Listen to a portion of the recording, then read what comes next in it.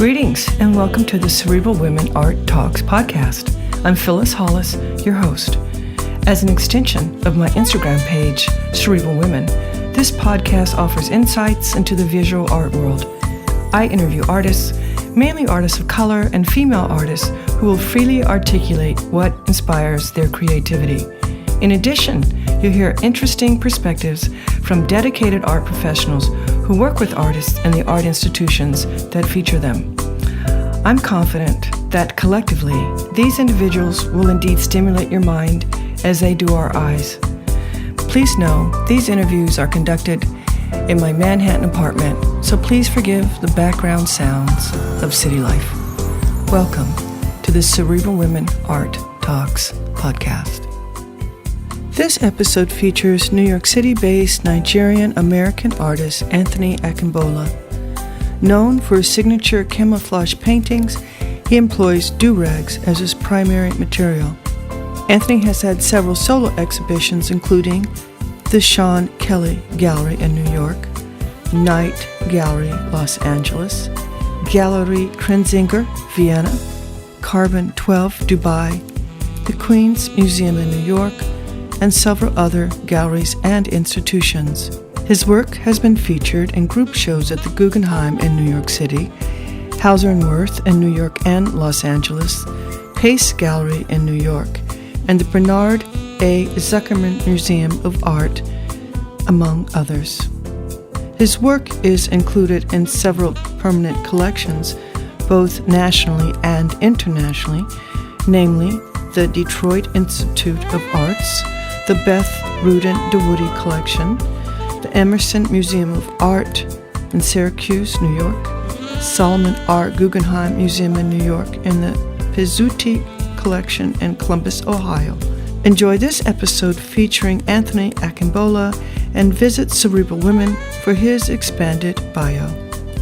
Anthony, welcome to my podcast. I'm excited about our conversation. Thank you for having me. Let's begin with, when did you discover your artistic passion? When I was younger, my parents had a nonprofit. I'll start by saying both my parents and my sister and my grandpa, and I had a couple uncles that were all artists. So I felt from like a young age, I was exposed to a creative kind of environment, even if it wasn't in this super formal or like high art way. I just knew that making stuff was important and worthwhile. And I remember being young and being in the back of my mom's store, which would host the nonprofit. It was like this large studio. And I just like would fool around back there and get into things, make stuff. Sometimes I'd make toys for myself, or I just give myself activities. So I think early on, I knew that I had a creative mind, and I was just curious about how materials worked, and I feel like I've held on to that from a kid. Do you recall if there was a particular artist or body of work, a painting that really inspired you? When I was young, there was a Picasso book. I didn't even know who Picasso was at the time, but I remember there was the Guernica painting in this book. And at my school, I must have been in like second or third grade, we had just learned about abstract art. And to me, it was like making figurative work with shapes. And I remember seeing Guernica in this book and attempting to make my own abstraction, which ultimately my goal was to photocopy this abstract painting I made, again, in the back of my mom's store, and then sell it downtown where her store was, so I could try and make money to like buy a toy from the comic book store next door. So it was like my first print that I'd made, but that's like kind of like my earliest memory of like being directly inspired by an artist to make another work. How do you define your practice? I think it's futile when I try and do that. For the longest time, I'd say, oh, I'm a conceptual artist, or I work with textile, or I'm a sculptor. But really, I think at the core, I just like to make stuff. I think my practice is learning about the world around me and attempting to communicate ideas. That idea may be better as a painting, as moving image, as a song. Like I'm definitely known for my textile work and my paintings using do-rags, but I don't necessarily know if I would define my practice as solely that. Was there ever a point where you thought you would be a figurative painter? When did you decide figurative versus creating work that's more abstract? I never thought about it too much. I think abstract work felt more approachable when I'd gotten interested in wanting to make art versus like figurative work. The work of rendering something proportional just felt like a burden to me. So early on, I wasn't ever really interested in that exercise. I guess I just leaned into not even abstract art as much as I leaned into like conceptual art and like ideas. I know you commented that you could be labeled conceptual artist, but that said, are there concepts or thoughts that connect all your work? Yeah, I think so. And some of them are super vague and some are a little more specific. I think at its core, there is the thought of repurposing. And that could be anything from an object to an idea or just something that we're used to and thinking about it in a different way, or how can you use it or remix it. So I don't know if that's too vague. That just might be too general, but I'm like the through line between all the work. It's like a collection of me and my experiences. So I see the potential in objects, and that's how it's been from when I was a kid. I used to love garage sales. Oh my God, did I love a garage sale. And like, it was just exciting to go through people's old stuff and be like, oh, look at this. Or, oh, what do they say? One man's trash is another man's treasure. And I think I really leaned into that in my work. And there's times I'll like walk through stores, I'll walk through the streets and just like be on the lookout for something I could use. You know, maybe it's a store. I was in Midtown the other day and there was a store and it sold just like billiard stuff for like pool balls, pool sticks, pool tables. And I'm just like, I wonder if I can use that material. Like all of this stuff is kind of concentrated in this store. Maybe there's something there. I feel like I see the potential in everything, and I think it's exciting when you're able to build a new narrative around something that is kind of mundane or has been around. So let's talk about the materials that you're using in your current recent bodies of work. Share with us materials you use and what's the process of choosing color. I've been working with durags the past couple of years, and before when I started working, the color was kind of arbitrary. It was more about just bringing the durags into the space. And after a couple of years, you start learning how to work with color and get a little bit of color theory. And then it became about finding this palette, and I was going to different beauty supply stores, and they had a green durag that I hadn't seen or I didn't have in my collection. I would just buy all of them. And a big part of the process was sourcing the material and just collecting my palette and sitting on it. And because it was limited, I'd have to be very intentional about how I wanted to use color in my paintings. And I might not have enough of green, so I might either decide to save that for a different painting, or maybe I add another color because it's like, well, I want to use this green, but I don't have enough for the size painting, so I need to add more material and see if I can be resourceful in how I'm going to put the work together. Now, I guess I'm trying to figure out what color is in the work. Past year, I've been making these super colorful works, and they've been multicolor. Over the past 3 years, you know, prior to me making these really colorful paintings, I was just doing a bunch of monochromatic studies, I call them, and I was just getting better at understanding how to work in one color specifically. And that made me stronger for some of the things I'm trying to do now. When do you know work is finished?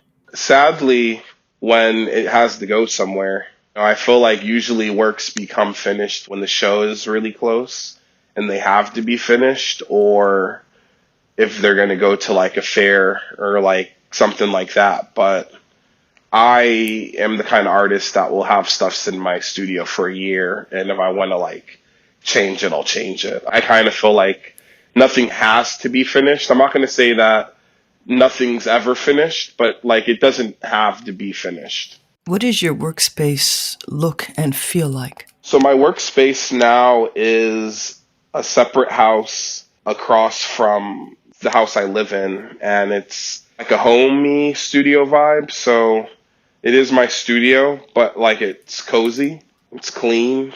My other studio is industrial. It was in Williamsburg, and it was a good studio, but I think there's a different vibe to having like a studio that feels a bit homey. So that's like what my current situation is. There's like a couch in there and a TV, and sometimes I just like it's like a clubhouse. What do you enjoy most about your practice? I enjoy the freedom it gives me to explore the world and learn about things. I feel like it's very free. I don't have one of these practices where I have to be in the studio at a specific time or where it feels like work. I feel like my practice is like a reflection of my life to a large degree. While in school, did you take any courses, or was there a teacher who really influenced you? I didn't study art at school, so I never really had many like art professors, quote unquote. I did take some classes, some art classes at the college I went to, and a professor that sticks out to me is Liz Phillips, who was a pioneer in interactive sound art. The class that I took with her at Purchase was Art in the Age of Electronic Media. And it was just like, for me, an introduction into all this avant-garde art that I had never known about. And that gave me the freedom and the permission to make the work I'm making now. So I just remember being in that class, and I'd have my notepad, and as I was in class learning about these artists, I'd have my own ideas, and I'd sketch them out and write them and do notes, and at the end of the class I'd show them to Liz and be like, hey, like this is an art idea that I kind of have. And that was kind of like the early introduction of me, attempting to like make an art idea or make conceptual art. And she was super supportive in that. If you weren't an artist, a visual artist, what other career path do you think you would have chosen? Before I was like an artist full-time, I was a teacher. I could see myself probably continuing to do that. There was a moment in my life where I wanted to be a firefighter because I was just like really, the schedule, the way they work in their hours was conducive for giving me some freedom in my life. So I was like, oh, you know what? Like ignoring the danger, obviously, of being a firefighter and the stress of being a firefighter. I was just like, oh, this give me time to do other stuff. I was always going to be down with a job that was going to just give me the freedom to live life. Do you listen to music while you're working? Sometimes, not all the time. It depends on my mood when I get in there. There's times I'll just go in the studio and I'll be in there for like 2 hours and notice that I've just been working in silence. When I put on music, I feel like it's a little more of a moment. It's like when you're preparing a bath for yourself. And I'm like, this is the kind of mood I'm trying to get into. And then there's other days in the studio where I prefer to listen to a podcast. So while you're working in the studio, do you think about who your audience is? No, I'm not really thinking about my audience. Like, you think about your audience when the external voices are kind of telling you, like, maybe they'll want something with color, or, oh, they like this work from you, or once you think that you're expected to make art in a certain way. There are times that I'm thinking about, like, how is this work going to be perceived? Will my audience like it? Are they going to be bored with it? But then part of me is like, oh, it doesn't, like, it's not really for them as much as it's for me, I think. I get, like, upset having to consider the audience. It's actually a two-part question. First is, do you think about your audience while you're working? But also, do you wonder whether or not they actually understand the work? I want them to understand the work. And for many years, I've tried to do a lot in the work so they can understand it. Dumb down things to make them a little easier to be understood. But again, I think that's also something that's futile. Everybody's going to bring their experience to the work. What is in my mind is never going to be the same in someone else's. And I've kind of more recently been open to making what I'm going to make and knowing that it's going to take on an identity of its own. when it's in the world. Sometimes I make things knowing that people may not understand, and that's fine. I think there's a freedom in not caring about what your audience thinks, I guess. So I try and lean into that freedom, and because it's art too, I don't even know that it needs to be understood. How do you keep learning? Meeting people, exploring, traveling, talking to people, being open, just like living life. 2024 has been a busy year for you. Share with us what you're excited about right now. I have a couple things for next year. I'm excited about my solo show at Sean Kelly in September. I'm also doing 2 residencies next year. One is in Senegal at Black Rock, which was a residency I was meant to do a year ago, but because of some things that happened, I had to push it off. And I'm doing another residency in New York. I'm doing 2 residencies next year, and then I have my show at Sean Kelly. So I'm excited to start the process of thinking about, what do I want to make? What's this show going to be about? What do I want to say? And I have enough time to start planning that out now, where it's not stressful or you're not doing everything weeks before the show, which tends to be how I work a lot of the time. Do you feel Black art can be defined? No, I don't believe that Black art can be defined. I don't believe art can be defined, though. I think that art kind of just sits in that space and people try to categorize it. For an artist that's maybe Black, but also a woman, what becomes the priority in of what it's supposed to be defined as? When I think of Black art, I do feel like people try and define it, and there's this attempt to try and own it, but I think that it's just a part of the bigger umbrella of art. When do the titles of your work enter the creative process? Usually towards the end or at the beginning. There's times where I'm just making stuff and I don't really have a title until somebody's like, hey, we need a title for this work. It's about to go out, or I'm about to show it. And if I really don't have a title, I'll just leave it untitled. But then there's titles that I'm like, oh, this would be a dope title, and I'll save it for work. I try and have works have titles. Like, I won't title something if it's not intentional. So sometimes you have to make it, and then literally it takes time before you give it the title. And there's definitely works I've titled, and then I see them like years down the line, and I'm like, oh, I need to change that title, or I want to change that title. Are you able to do that? I think you can do that. I've definitely done that before. I've changed orientations. Like, I don't like this idea of when the work leaves, there's no ownership or authorship over what it can be. So, like, if I want to change a title and that shit is in a collector's house or in a museum, I'm like, yo, the title is incorrect. This is the new title. I haven't had to do that yet, but, like, I feel like it's like art's a living thing. So it's a part of an idea that's going to evolve over time. How has your technique developed or changed over the years? I think the works develop in a way where it's cleaner. I feel like I'm working in a more mature way. I'm thinking about the life of these objects after they leave my studio. And before, I felt like I was super scrappy.